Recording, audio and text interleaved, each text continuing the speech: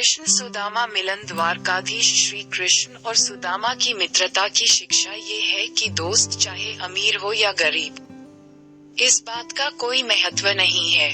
मित्रता में सभी समान हैं और यह एक ऐसा संबंध है धरती पर जिसको हम चुन सकते हैं। आइए पढ़ते हैं कृष्ण और सुदामा की दोस्ती की कहानी।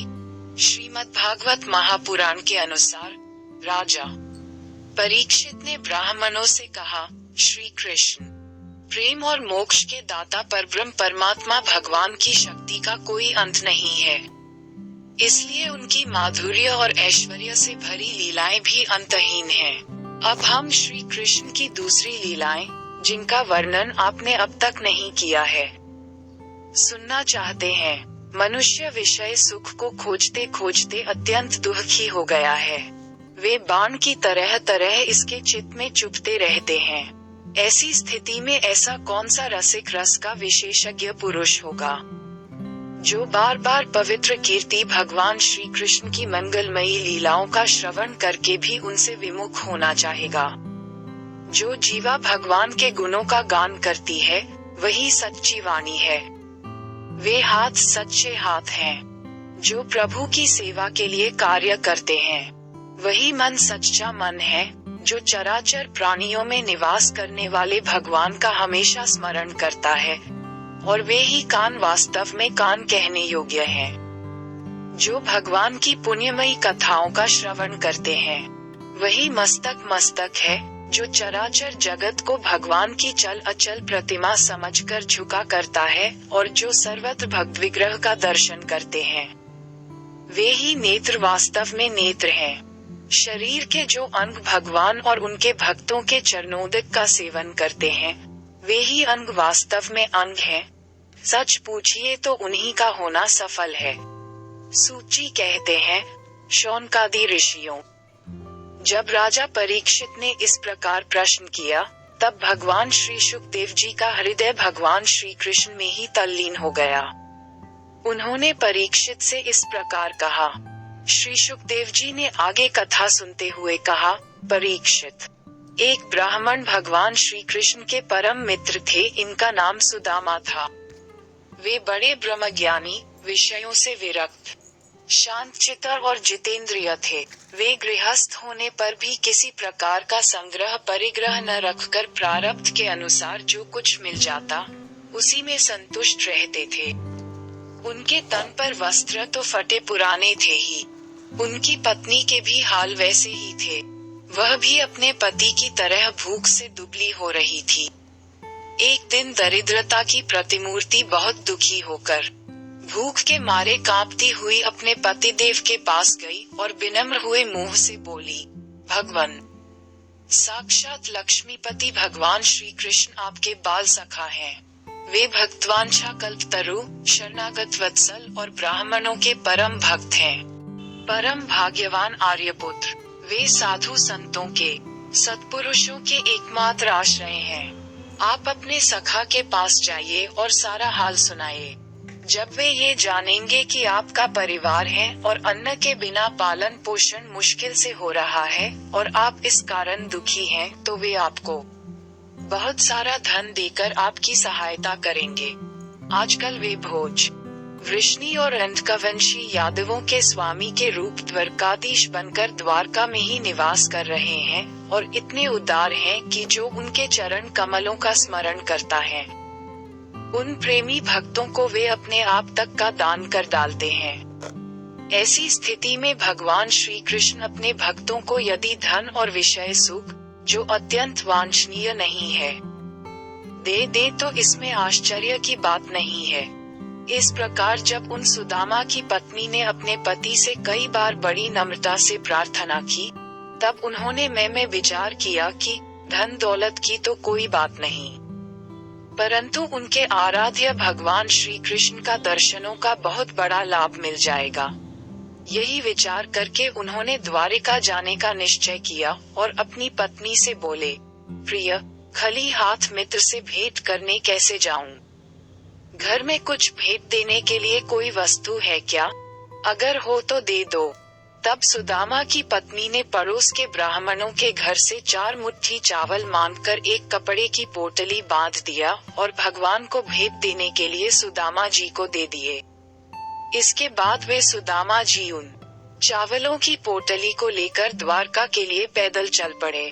प्रभु का भजन कीर्तन करते हुए मार्ग में ये सोचते जाते थे कि मुझे भगवान श्री कृष्ण के दर्शन कैसे प्राप्त होंगे। पैदल चलते चलते सुदामा के पैरों में छाले पड़ गए थे। श्री कृष्ण अंतर ध्यान होकर सब हाल जान रहे थे। अपने मित्र और परम भक्त को देख प्रभु ने सुदामा की सहायता के लिए एक बैलगाड़ी लेकर और अपना एक व्यापारी भेष बनाकर आए। उन्होंने सुदामा जी को आग्रह किया कि वो उनके साथ बैलगाड़ी में बैठ जाएं कि वह भी किसी काम से द्वारिका की ओर जा रहे हैं।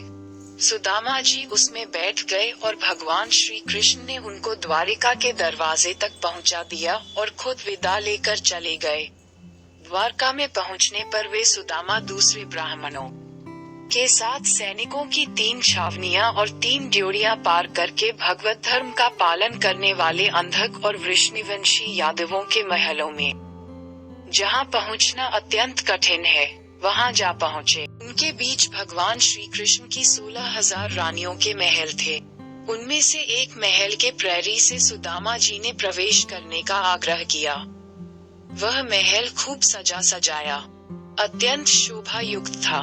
सुदामा जी ने सोचा यही भगवान कृष्ण का महल होगा। उस नगरी में प्रवेश के समय उन्हें ऐसा मालूम हुआ मानो वे ब्रह्मानंद के समुद्र में डूब उतर आ रहे हों। प्रहरी को अपने राजा को संदेश पहुंचाने के लिए आग्रह किया कि उनके द्वार पर सुदामा आए हैं और यह भी बताया कि श्री कृष्ण उनके बाल सखा है। प्रहरी यह सुनकर असहज हो गया और ब्राह्मण देवता को दान दक्षिणा लेकर लौट जाने के लिए कह दिया। द्वारिका की रक्षा करने का भार सेनापति अक्रूर जी को दिया था। जब सैनिक ने सेनापति को सारा वृतांत सुनाया तो अक्रूर जी खुद आकर ब्राह से मिले और प्रहरी को आदेश दिया कि द्वारकाधीश को खबर पहुंचा दी जाए। उस समय भगवान श्री कृष्ण अपनी प्राणप्रिया रुक्मिणी जी के महल में विराजे हुए थे। ब्राह्मण देवता का नाम सुनकर वे सहसा उठ खड़े हुए और उनसे मिलने महल से बाहर की तरफ दौड़े। उनके पास आकर बड़े आनंद से उन्हें अपने भुजपाश में बांध लिया। भगवान अपने प्यारे सखा सुदामा के अंग स्पर्श से अत्यंत आनंदित हुए। उनके कमल के समान कोमल नेत्रों से प्रेम के आंसू बरसने लगे। सुदामा जी महल में स्वागत भगवान श्री कृष्ण उन्हें रथ में महल के अंदर ले गए और उनका भव्य स्वागत किया गया। श्री कृष्ण ने उन्हें ले जाकर अपने पलंग पर बैठा दिया और पूजन की सामग्री लाकर तीनों रानियों ने उनकी आरती की। भगवान श्री कृष्ण सभी को पवित्र करने वाले हैं। फिर भी उन्होंने अपने हाथों ब्राह्मण देवता के पांव पखारकर उनका चरणोदक अपने सिर पर धारण किया और उनके शरीर में चंदन, अर्गजा, केसर आदि दिव्य गंधों का लेपन किया। फिर उन्होंने बड़े आनंद से सुगंधित धूप और दीपावली से अपने मित्र की आरती उतारी। इस प्रकार पूजा करके, पान एवं गाय देकर मधुर वचनों से भले पधारे ऐसा कहकर उनका स्वागत किया। सुदामा फटे पुराने वस्त्र पहने हुए थे। शरीर अत्यंत मलिन और दुर्बल था। देह की सारी नसें दिखाई पड़ती थीं। स्वयं भगवती रुक्मिणी जी च्यवर डुलाकर उनकी सेवा करने लगी। अंतपुर की स्त्रियां ये देखकर अत्यंत विस्मित हो गईं कि पवित्र कीर्ति भगवान श्री कृष्ण अतिशय प्रेम से इस मैले कुचैले अवधूत ब्राह्मण की पूजा कर रहे हैं। वे आपस में कहने लगी, इस नंग धड़ंग निर्धन, निंदनीय और निकृष्ट भिखमंगे ने ऐसा कौन सा पुण्य किया है जिससे त्रिलोकी गुरु श्रीनिवास श्री कृष्ण स्वयं इसका आदर सत्कार कर रहे हैं। देखो तो सही, इन्होंने अपने पलंग पर सेवा करती हुई स्वयं लक्ष्मी रूपिणी रुक्मिणी जी को छोड़कर इस ब्राह्मण को अपने बड़े भाई बलराम जी के समान हृदय से लगाया है। भगवान श्री कृष्ण और वे ब्राह्मण दोनों एक दूसरे का हाथ पकड़कर अपने पूर्व जीवन की उन आनंददायक घटनाओं का स्मरण और वर्णन करने लगे। जो गुरु सांदीपनी जी के गुरुकुल में रहते समय घटित हुई थी। भगवान श्री कृष्ण ने कहा, धर्म के मर्मज्ञ ब्राह्मण देव, गुरु दक्षिणा देकर जब आप गुरुकुल से लौट आए, तब आपने अपने अनुरूप स्त्री से विवाह किया या नहीं? मैं जानता हूँ कि आपका चित्त गृहस्थी में रहने पर भी प्रायः विषय भोगों में आसक्त नहीं है। विद्वान, ये भी मुझे मालूम है कि धन आदि में भी आपकी कोई प्रीति नहीं है। जगत में विरले ही लोग ऐसे होते हैं, जो भगवान की माया से निर्मित विषय संबंधी वासनाओं का त्याग कर देते हैं और चित्त में विषयों की तनिक भी वासना न रहने पर भी मेरे समान केवल लोक शिक्षा के लिए कर्म करते रहते हैं। ब्राह्मण शिरोमणे, क्या आपको उस समय की बात याद है जब हम दोनों एक साथ गुरुकुल में निवास करते थे? सचमुच गुरुकुल में ही द्विजातियों को अपने ज्ञातव्य वस्तु का ज्ञान होता है, जिसके द्वारा वे अज्ञानांधकार से पार हो जाते हैं। मित्र, इस संसार में शरीर का कारण जन्मदाता पिता प्रथम गुरु है। इसके बाद उपनयन संस्कार करके सत्कर्मों की शिक्षा देने वाला दूसरा गुरु है, वह मेरे ही समान पूज्य है। तदनंतर ज्ञानोपदेश करके परमात्मा को प्राप्त कराने वाला गुरु तो मेरा स्वरूप ही है। वर्णाश्रमियों के ये 3 गुरु होते हैं। मेरे प्यारे मित्र, गुरु के स्वरूप में स्वयं मैं हूँ। इस जगत में वर्णाश्रमियों में जो लोग अपने गुरुदेव के उपदेशानुसार अनायास ही भवसागर पार कर लेते हैं, वे अपने स्वार्थ और परमार्थ के सच्चे जानकार हैं। प्रिय मित्र, मैं सबका आत्मा हूँ, सबके हृदय में अंतर्यामी रूप से विराजमान हूँ। मैं गृहस्थ के धर्म पंचमहायज्ञ आदि से, ब्रह्मचारी के धर्म उपनयन वेदाध्ययन आदि से, वानप्रस्थी के धर्म तपस्या से और सब ओर से उपरत हो जाना, इस सन्यासी के धर्म से भी उतना संतुष्ट नहीं होता जितना गुरुदेव की सेवा शुश्रूषा से संतुष्ट होता हूँ। ब्राह्मण, जिस समय हम लोग गुरुकुल में निवास कर रहे थे, उस समय की वह बात आपको याद है क्या? जब हम दोनों को एक दिन हमारी गुरुपत्नी ने ईंधन लाने के लिए जंगल में भेजा था। उस समय हम लोग एक घोर जंगल में गए हुए थे और बिना ऋतु के ही बड़ा भयंकर आंधी पानी आ गया था। आकाश में बिजली कड़कने लगी थी। तब तक सूर्यास्त हो गया। चारों ओर अंधेरा ही अंधेरा फैल गया। धरती पर इस प्रकार पानी ही पानी हो गया कि कहाँ गड्ढा है, कहाँ किनारा, इसका पता ही न चलता था। वह वर्षा क्या थी, एक छोटा मोटा प्रलय ही था। आंधी के झटकों और वर्षा की बौछारों से हम लोगों को बड़ी पीड़ा हुई। दिशा का ज्ञान न रहा। हम लोग अत्यंत आतुर हो गए और एक दूसरे का हाथ पकड़कर जंगल में इधर उधर भटकते रहे। जब हमारे गुरुदेव सांदीपनी मुनि को इस बात का पता चला, तब वे सूर्योदय होने पर अपने शिष्य हम लोगों को ढूंढते हुए जंगल में पहुँचे और उन्होंने देखा कि हम अत्यंत आतुर हो रहे हैं। वे कहने लगे, आश्चर्य है पुत्रों, तुम लोगों ने हमारे लिए अत्यंत कष्ट उठाया। सभी प्राणियों को अपना शरीर सबसे अधिक प्रिय होता है, परंतु तुम दोनों उसकी भी परवाह न करके हमारी सेवा में ही संलग्न रहे। गुरु के ऋण से मुक्त होने के लिए सत शिष्यों का इतना ही कर्तव्य है कि वे विशुद्ध भाव से अपना सब कुछ और शरीर भी गुरुदेव की सेवा में समर्पित कर दें। द्विज शिरोमणियों, मैं तुम लोगों से अत्यंत प्रसन्न हूँ। तुम्हारे सारे मनोरथ, सारी अभिलाषाएं पूर्ण हो और तुम लोगों ने हमसे जो वेदाध्ययन किया है, वह तुम्हें सर्वदा कंठस्थ रहे तथा इस लोक एवं परलोक में कहीं भी निष्फल न हो। प्रिय मित्र, जिस समय हम लोग गुरुकुल में निवास कर रहे थे, हमारे जीवन में ऐसी अनेकों घटनाएं घटित हुई थीं। इसमें संदेह नहीं कि गुरुदेव की कृपा से ही मनुष्य शांति का अधिकारी होता और पूर्णता को प्राप्त करता है। ब्राह्मण देवता ने कहा, देवताओं के आराध्य देव, जगत गुरु श्री कृष्ण, भला अब हमें क्या करना बाकी है? क्योंकि आपके साथ जो सत्य संकल्प परमात्मा है, हमें गुरुकुल में रहने का सौभाग्य प्राप्त हुआ था। प्रभो, छंदोमय वेद धर्म, अर्थ, काम, मोक्ष, चतुर्विध पुरुषार्थ के मूल स्रोत हैं, और वे हैं आपके शरीर। वही आप वेदाध्ययन के लिए गुरुकुल में निवास करें। यह मनुष्य लीला का अभिनय नहीं तो और क्या है। भगवान श्री कृष्ण सबके मन की बात जानते हैं। वे ब्राह्मणों के परम भक्त, उनके क्लेशों के नाशक और संतों के एकमात्र आश्रय हैं। वे पूर्वोक्त प्रकार से उन ब्राह्मण देवता के साथ बहुत देर तक बातचीत करते रहे। अब वे अपने प्यारे सखा उन ब्राह्मण से तनिक मुस्कुराकर विनोद करते हुए बोले। उस समय भगवान सुदामा की ओर प्रेम भरी दृष्टि से देख रहे थे।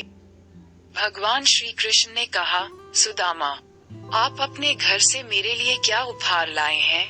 भाभी ने खाली हाथ तो तुम्हें भेजा नहीं होगा, कुछ तो बांध के दिया होगा। मेरे प्रेमी भक्त जब प्रेम से थोड़ी सी वस्तु भी मुझे अर्पण करते हैं तो वह मेरे लिए बहुत हो जाती है। परंतु मेरे अभक्त यदि बहुत सी सामग्री भी मुझे भेंट करते हैं तो उससे मैं संतुष्ट नहीं होता। जो पुरुष प्रेम भक्ति के फल फूल अथवा पत्ता पानी में से कोई भी वस्तु मुझे समर्पित करता है, तो मैं उस शुद्ध चित्त भक्त का वह प्रेमोपहार केवल स्वीकार ही नहीं करता, बल्कि तुरंत भोग लगा लेता हूँ। भगवान श्री कृष्ण के ऐसा कहने पर भी उन ब्राह्मण देवता ने लज्जावश उन लक्ष्मीपति को वे 4 मुट्ठी चावल नहीं दिए। उन्होंने संकोच से अपना मुंह नीचे कर लिया था। भगवान श्री कृष्ण समस्त प्राणियों के हृदय का एक एक संकल्प और उनका अभाव भी जानते हैं। उन्होंने ब्राह्मण के आने का कारण, उनके हृदय की बात जान ली थी। अब वे विचार करने लगे कि एक तो यह मेरा प्यारा सखा है, दूसरे इसने पहले कभी लक्ष्मी की कामना से मेरा भजन नहीं किया है। इस समय यह अपनी पतिव्रता पत्नी को प्रसन्न करने के लिए उसी के आग्रह से यहाँ आया है। अब मैं इसे ऐसी संपत्ति दूंगा जो देवताओं के लिए भी अत्यंत दुर्लभ है। भगवान श्री कृष्ण ने ऐसा विचार करके उनके वस्त्र की एक पोटली में बंधा हुआ देखा। यह क्या है? ऐसा कहकर स्वयं ही छीन लिया और बड़े आदर से पोटली खोलकर कहने लगे, प्यारे मित्र, ये तो तुम मेरे लिए अत्यंत प्रिय भेंट ले आए हो। ये चावल न केवल मुझे बल्कि सारे संसार को तृप्त करने के लिए पर्याप्त हैं। भगवान ने कहा, इन 4 मुट्ठी चावल पर 4 लोग बार दूं। ऐसा कहकर उसमें से 3 मुट्ठी चावल खा गए और दूसरी मुट्ठी ज्यों ही भरी त्यों ही रुक्मिणी जी के रूप में स्वयं भगवती लक्ष्मी जी ने भगवान श्री कृष्ण का हाथ पकड़ लिया। क्योंकि वे तो एकमात्र भगवान के परायण हैं, उन्हें छोड़कर और कहीं जा नहीं सकती। रुक्मिणी जी ने कहा, विश्वात्मन, बस बस, मनुष्य को इस लोक में तथा मरने के बाद परलोक में भी समस्त संपत्तियों की समृद्धि प्राप्त करने के लिए यह एक मुट्ठी चावल ही बहुत है, क्योंकि आपके लिए इतना ही प्रसन्नता का हेतु बन जाता है। ब्राह्मण सुदामा उस रात को भगवान श्री कृष्ण के महल में ही रहे। उन्होंने बड़े आराम से वहां खाया पिया और ऐसा अनुभव किया मानो मैं वैकुंठ में ही पहुंच गया हूँ। ब्राह्मण ने श्री कृष्ण से वापस अपने घर जाने की आज्ञा मांगी। परिवार से दूर होने की बात कहकर श्री कृष्ण ने उन्हें भारी मन से जाने की आज्ञा दे दी।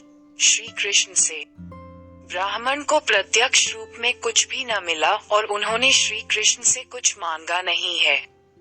वे अपने चित्त की करतूत पर कुछ लज्जित से होकर भगवान श्री कृष्ण के दर्शन जनित आनंद में डूबते उतराते अपने घर की ओर चल पड़े। वे मन ही मन सोचने लगे, अहो, कितने आनंद और आश्चर्य की बात है। ब्राह्मणों को अपना इष्ट देव मानने वाले भगवान श्री कृष्ण की ब्राह्मण भक्ति आज मैंने अपनी आंखों से देख ली। धन्य हैं जिनके वक्षस्थल स्थल पर स्वयं लक्ष्मी जी सदा विराजमान रहती हैं। उन्होंने मुझ अत्यंत दरिद्र को अपने हृदय से लगा लिया। कहाँ तो मैं अत्यंत पापी और दरिद्र, और कहाँ लक्ष्मी के एकमात्र आश्रय भगवान श्री कृष्ण। परंतु उन्होंने, ये ब्राह्मण है, ऐसा समझकर मुझे अपनी भुजाओं में भरकर हृदय से लगा लिया। इतना ही नहीं, उन्होंने मुझे उस पलंग पर सुलाया जिस पर उनकी प्राणप्रिया रुक्मिणी जी शयन करती हैं। मानो मैं उसका सगा भाई हूँ। कहाँ तक कहूँ, मैं थका हुआ था, इसलिए स्वयं उनकी पटरानी रुक्मिणी जी ने अपने हाथों चंवर डुलाकर मेरी सेवा की। ओह, देवताओं के आराध्य देव होकर ब्राह्मणों को अपना इष्ट देव मानने वाले प्रभु ने पांव दबाकर अपने हाथों खिला पिलाकर मेरी अत्यंत सेवा शुश्रूषा की और देवता के समान मेरी पूजा की। स्वर्ग, मोक्ष, पृथ्वी और रसातल की संपत्ति तथा समस्त योग सिद्धियों की प्राप्ति का मूल उनके चरणों की पूजा ही है। फिर भी परम दयालु श्री कृष्ण ने ये सोचकर मुझे थोड़ा सा भी धन नहीं दिया कि कहीं ये दरिद्र धन पाकर बिल्कुल मतवाला न हो जाए और मुझे न भूल बैठे। इस प्रकार मन ही मन विचार करते करते ब्राह्मण देवता अपने घर के पास पहुंच गए। वे वहां क्या देखते हैं कि सबका सब स्थान सूर्य, अग्नि और चंद्रमा के समान तेजस्वी रत्न निर्मित महलों से घिरा हुआ है। थोर थोर चित्र विचित्र उपवन और उद्यान बने हुए हैं तथा उसमें झुंड के झुंड रंग बिरंगे पक्षी कलरव कर रहे हैं। सरोवरों में कुमुदिनी तथा श्वेत, नील और सौगंधिक भांति भांति के कमल खिले हुए हैं। सुंदर सुंदर स्त्री पुरुष बन ठनकर इधर उधर विचर रहे हैं। उस स्थान को देखकर ब्रह्मांड देवता सोचने लगे, मैं ये क्या देख रहा हूँ? ये किसका स्थान है? यदि यह वही स्थान है जहाँ मैं रहता था तो यह ऐसा कैसे हो गया? इस प्रकार वे सोच ही रहे थे कि देवताओं के समान सुंदर सुंदर स्त्री पुरुष गाजे बाजे के साथ मंगल गीत गाते हुए उस महाभाग्यवान ब्राह्मण की अगवानी करने के लिए आए। पतिदेव का शुभागमन सुनकर ब्राह्मणी को अपार आनंद हुआ और वह हड़बड़ा कर जल्दी जल्दी घर से निकल आई। वह ऐसी मालूम होती थी मानो मूर्तिमती लक्ष्मी जी ही कमलवन से पधारी हों। पतिदेव को देखते ही पतिव्रता पत्नी के नेत्रों में प्रेम और उत्कंठा के आवेग से आंसू छलक आए। उसने अपने नेत्र बंद कर लिए। ब्राह्मणी ने बड़े प्रेम भाव से उन्हें नमस्कार किया और मन ही मन आलिंगन भी। प्रिय परीक्षित, ब्राह्मण पत्नी सोने का हार पहनी हुई दासियों के बीच में विमानस्थित देवांगना के समान अत्यंत शोभायमान एवं देदीप्यमान हो रही थी। उसे इस रूप में देखकर वे विस्मित हो गए। उन्होंने अपनी पत्नी के साथ बड़े प्रेम से अपने महल में प्रवेश किया। उनका महल क्या था, मानो देवराज इंद्र का निवास स्थान। इसमें मणियों के सैकड़ों खंभे खड़े थे। हाथी के दांत के बने हुए और सोने के पात के मढ़े हुई पलंगों पर दूध के फेन की तरह श्वेत और कोमल बिछौने बिछ रहे थे। बहुत से चंवर वहां रखे हुए थे जिसमें सोने की डंडियां लगी हुई थी। सोने के सिंहासन शोभायमान हो रहे थे जिन पर बड़ी कोमल कोमल गद्दियां लगी हुई थीं। ऐसे चदोवे भी झिलमिला रहे थे जिसमें मोतियों की लड़ियां लटक रही थीं। स्फटिकमणि की स्वच्छ फीतों पर पन्ने की पचचीकारी की हुई थी। रत्न निर्मित स्त्री मूर्तियों के हाथ में रत्नों के दीपक जगमगा रहे थे। इस प्रकार समस्त संपत्तियों की समृद्धि देखकर और उसका कोई प्रत्यक्ष कारण न पाकर बड़ी गंभीरता से ब्राह्मण देवता विचार करने लगे कि मेरे पास इतनी संपत्ति कहाँ से आ गई।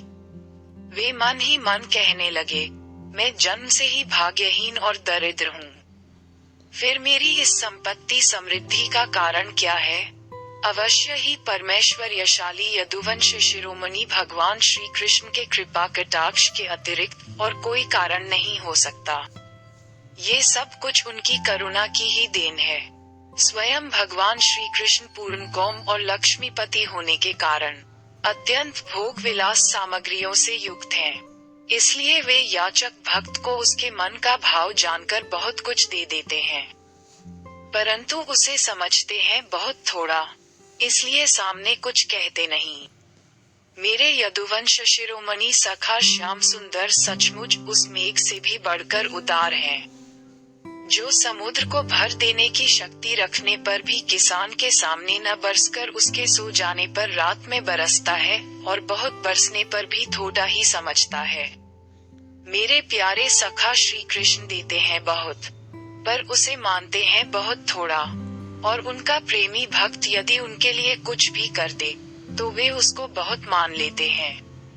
देखो तो सही, मैंने उन्हें केवल एक मुट्ठी चिवड़ा भेंट किया था, पर उदार शिरोमणि श्री कृष्ण ने उसे कितने प्रेम से स्वीकार किया। मुझे जन्म जन्म उन्हीं का प्रेम, उन्हीं की हितैषिता, उन्हीं की मित्रता और उन्हीं की सेवा प्राप्त हो। मुझे संपत्ति की आवश्यकता नहीं। सदा सर्वदा उन्हीं गुणों के एकमात्र निवास स्थान महानुभाव भगवान श्री कृष्ण के चरणों में मेरा अनुराग बढ़ता जाए और उन्हीं के प्रेमी भक्तों का सत्संग प्राप्त हो। अजन्मा भगवान श्री कृष्ण संपत्ति आदि के दोष जानते हैं। वे देखते हैं कि बड़े बड़े धनिकों का धन और ऐश्वर्य के मद से पतन हो जाता है, इसलिए वे अपने अदूरदर्शी भक्त को उसके मांगते रहने पर भी तरह तरह की संपत्ति, राज्य और ऐश्वर्य आदि नहीं देते। यह उनकी बड़ी कृपा है। अपनी बुद्धि से इस प्रकार निश्चय करके वे ब्राह्मण देवता त्याग पूर्वक अनासक्त भाव से अपनी पत्नी के साथ भगवत प्रसाद स्वरूप विषयों को ग्रहण करने लगे और दिनों दिन उनकी प्रेम भक्ति बढ़ने लगी। देवताओं के भी आराध्य देव भक्त भयहारी यज्ञपति सर्वशक्तिमान भगवान स्वयं ब्राह्मणों को अपना प्रभु, अपना इष्ट देव मानते हैं। इसलिए ब्राह्मणों से बढ़कर और कोई भी प्राणी जगत में नहीं है। इस प्रकार भगवान श्री कृष्ण के प्यारे सखा उस ब्राह्मण ने देखा कि यद्यपि भगवान अजित हैं, किसी के अधीन नहीं हैं, फिर भी वे अपने सेवकों के अधीन हो जाते हैं, उनसे पराजित हो जाते हैं। अब वे उन्हीं के ध्यान में तन्मय हो गए। ध्यान के आवेग से उनकी अविद्या की गांठ कट गई और उन्होंने थोड़े ही समय में भगवान का धाम, जो कि संतों का एकमात्र आश्रय है, प्राप्त किया। ब्राह्मणों को अपना इष्ट देव मानने वाले भगवान श्री कृष्ण की इस ब्राह्मण भक्ति को जो सुनता है, उसे भगवान के चरणों में प्रेम भाव प्राप्त हो जाता है और वह कर्म बंधन से मुक्त हो जाता है। आशा करते हैं आपको आज की कहानी अच्छी लगी होगी। अगर चैनल में पहली बार आए हैं तो चैनल को लाइक, शेयर और सब्सक्राइब करें और अपना प्रेम हम पर यूं ही बनाए रखें। धन्यवाद। राधे राधे।